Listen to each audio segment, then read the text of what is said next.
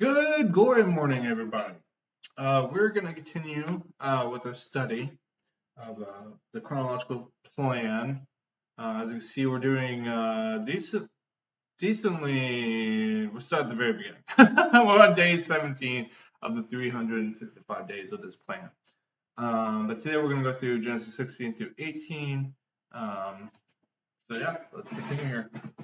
So Genesis 16 is about Sarai and Hagar. Sarai is Abraham's wife, and Hagar is a servant. So let's see what happens with them. Now Sarai, Abraham's wife, had borne him no children. She had a female Egyptian servant whose name was Hagar. And Sarai said to Abram, Behold, now the Lord has prevented me from bearing children. Go unto my servant, it may be that I shall obtain children by her. And Abram listened to the voice of Sarai. So after Abram had lived 10 years in the land of Canaan, Sarai, Abram's wife, took Hagar the Egyptian her servant, and gave her to Abram her husband as a wife. And he went in to Hagar, and she conceived. And when she saw that she had conceived, she looked with contempt on her mistress. And Sarai said to Abram, May the wrong done to me be on you. I gave my servant to your embrace, and when she saw that she had conceived, she looked on me with contempt. May the Lord judge between you and me.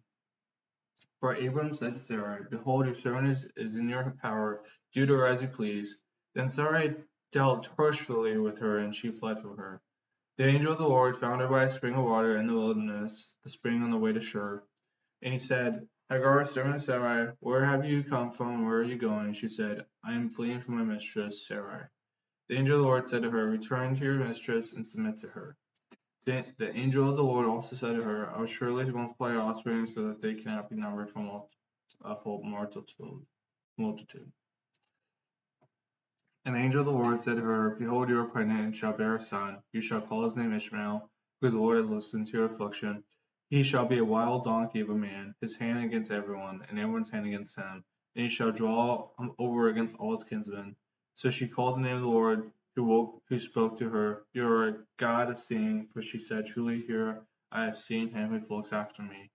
Therefore the well was called Beer Lahai Roy. It lies between Kadesh and Bered. And Hagar bore Abram a son, and Abram called the name of his son, whom Hagar bore Ishmael. Abram was 86 years old when Hagar bore Ishmael to Abraham. First thing, 86? 86, Abram?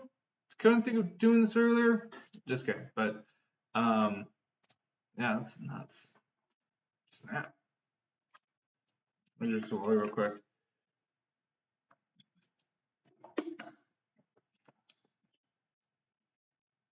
Yeah, it's just like this whole deal with, it's a mess.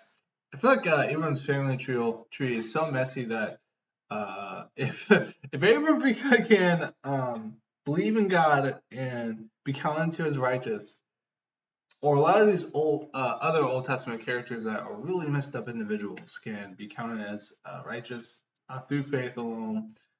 What can God do for you and me? Like that's just it's just amazing to know. Something else to know is that this was in the past. Obviously, we don't see bondservants or servants anymore or slaves, at least in America. That's legal anyways. And there's definitely a lot of stuff that's not legal going on. But yeah, times were different back then. And the legacy needed to move on. Sarai couldn't bear children, so she gave Abram Hagar, and just flew into a mess.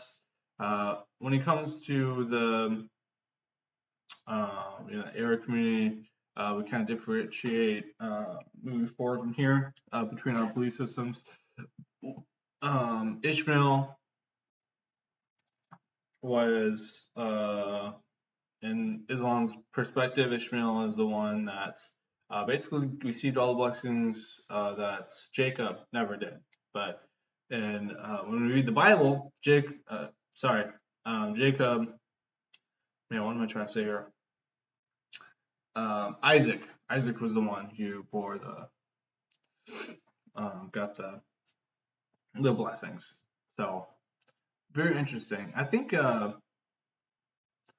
Ishmael even got like promises of kingdoms and stuff, like kings coming after him.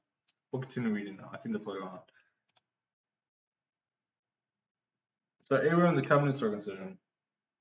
What's this little passage in Exodus? This is something else that's linked to it. I'm not going to read it, but if you guys want to pause and read that, go welcome to. So Genesis 17, 1 through 14. This is Abraham and the covenant of circumcision. When Abram was 99 years old, the Lord appeared to Abram and said to him, I am God Almighty, walk before me and be blameless. I may make my covenant between me and you, and may multiply you greatly. Then Abram fell on his face, and God said to him, Behold, my covenant is with you, and you shall be the father of a multitude of nations. No longer shall your name be called Abram, but your name shall be Abraham, for I have made you the father of a multitude of nations. I will make you exceedingly fruitful, and I will make you into nations, and kings shall come from you. And I will establish my covenant between me and you and your offspring after you throughout their generations for an everlasting covenant, to be God to you and to your offspring after you. And I will give to you and to your offspring after you the land of your sojournings, all the land of Canaan, for an everlasting possession, and I will be their God. And God said to Abraham, As for you, you shall keep my covenant, you and your offspring after you throughout their generations. This is my covenant which you shall keep between me and you and your offspring after you. Every male among you shall be circumcised.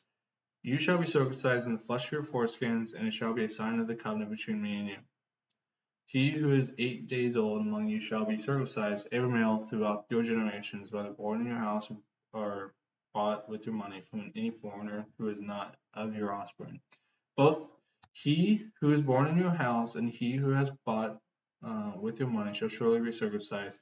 So shall my covenant be in your flesh, an everlasting covenant. Any uncircumcised male who is not circumcised in the flesh of his foreskin shall be cut off from his people. He has broken my covenant.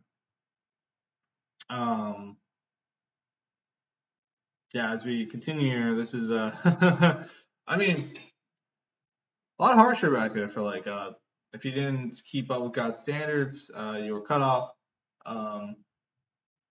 Just the way how it goes. My camera's working, right? Hello. Okay. Yep. So, and the reason why circumcision was a thing, just because it was a way to differentiate God's people from the Gentiles, and it was a sign as a promise that he should be father of a multitude of nations. And Abram's name was changed to Abraham. Hopefully, Abraham sounds more familiar than Abram if you never read Genesis before.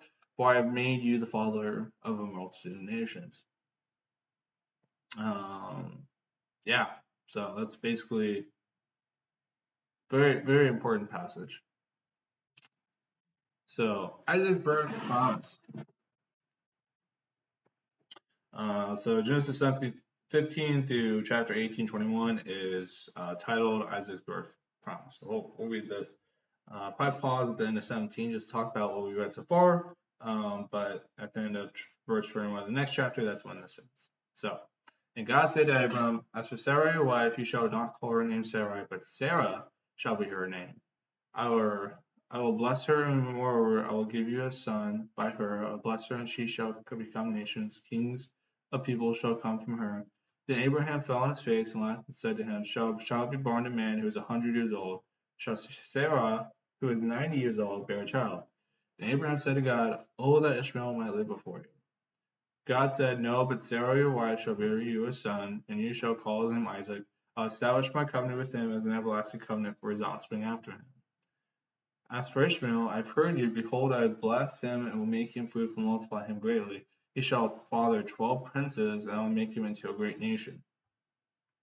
But I will establish my covenant with Isaac, whom Sarah shall bear to you at this time next year.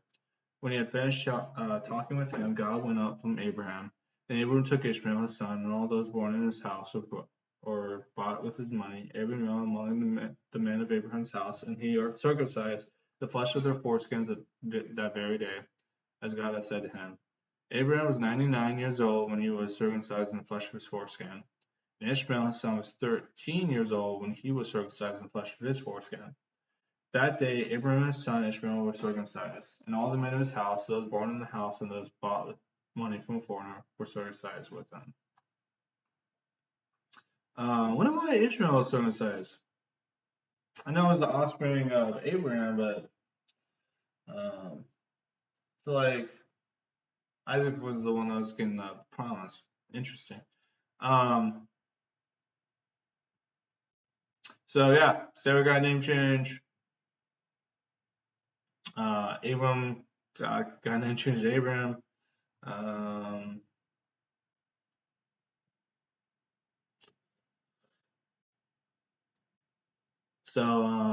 yeah, sweet.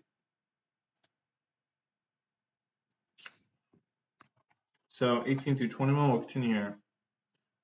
Through 32, do not neglect to show hospitality to strangers, for thereby some have to entertain angels unawares. Huh, that's cool. And the Lord appeared to him by the oaks of Mamre, and he sat at the door of his tent in the heat of the day. He lifted up his eyes and looked, and behold, 3 men were standing in front of him. When he saw them, he ran from the tent door to meet them and bowed himself to the earth, and said, O Lord, if I have found favor in your sight, do not pass by your servant.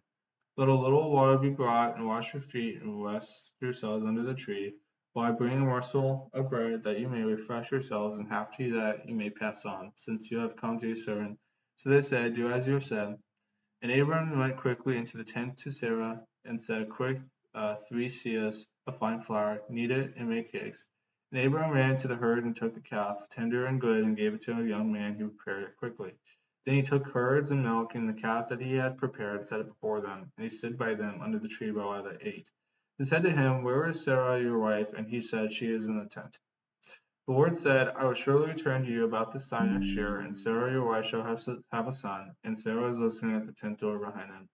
Now Abraham and Sarah were old, advanced in years, the way of woman had ceased to be with Sarah. So Sarah laughed to herself, saying, After I am worn out, and my Lord is old, shall I have pleasure. The Lord said to Abraham, Why did Sarah laugh and say, Shall I indeed bear a son, now that I am old? Is anything too hard for the Lord? At the appointed time I will return to you about this time next year, and Sarah shall have a son. But Sarah denied it, saying, I did not laugh, for she was afraid. He said, No, but you did laugh. Then the men set out from there, and they looked down toward Sodom, and Abram went with them to set them on their way. The Lord said, Shall I hide from Abraham what I am about to do? Seeing that Abram shall surely become a great and mighty nation, and all the nations of the earth shall be blessed in him. For I have chosen him that he may command his children and his household after him to keep the way of the Lord by doing righteousness and justice, so that the Lord may bring to Abraham what he had promised him. Then the Lord said, Because the outcry against Sodom and Gomorrah is great, and their sin is very grave, I will go down to see whether they have done altogether according to the outcry that has come to me, and if not, I will know.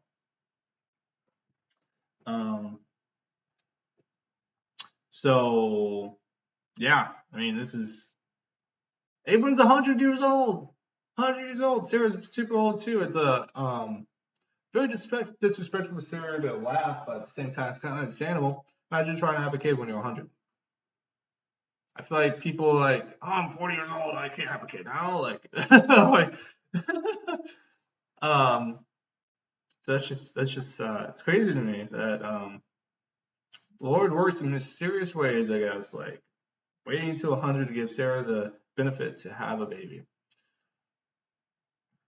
Um, so Abraham intercedes for Sodom. We're going to finish off Genesis chapter 18 with these verses. So the men turned from there and went toward Sodom, but Abram still stood before the Lord. Then Abraham drew near and said, Will you indeed sweep away the righteous with the wicked? Suppose there are 50 righteous within the city, will you then sweep away the place and not spare it for the 50 righteous who are in it? Far be it from you to do such a thing, to put the righteous to death with the wicked, so that the righteous fare as the wicked. Far be that from you. Shall not the judge of all the earth do what is just? And the Lord said, Oh, if I find at Sodom 50 righteous in the city, I will spare the whole place for their sake. Abraham answered and said, Behold, I have undertaken to speak to the Lord. I who am but dust and ashes. Suppose 5 of the 50 righteous are lacking, will you destroy the whole city for lack of 5? And he said, I will not destroy it if I had 45 there. Again he spoke to him and said, Suppose 40 are found there. He answered, For the sake of 40 I will not do it.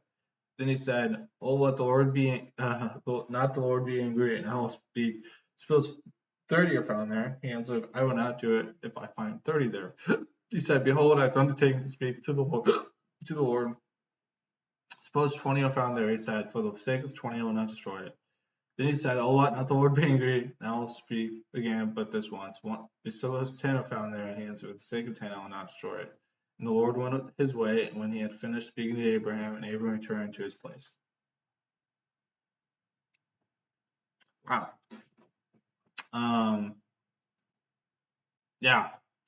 Old Testament is filled with a ton of heavy stories, a lot of heavy stories, because uh, you see a lot of God's judgment here on earth. And I think now with Jesus, we're basically finding the judgment after we die. Although these previews, like the flood, Sodom and Gomorrah, that we're about to read in the next few chapters here, a lot of the terrible catastrophes and of the killings to attain Israel. A lot of this um, was God's justice on the land before, but it also all this judgment previews the lake of fire. So, all right, well, thank you guys for joining today. Please feel free to go into place of worship and prayer, and I'll see you guys tomorrow.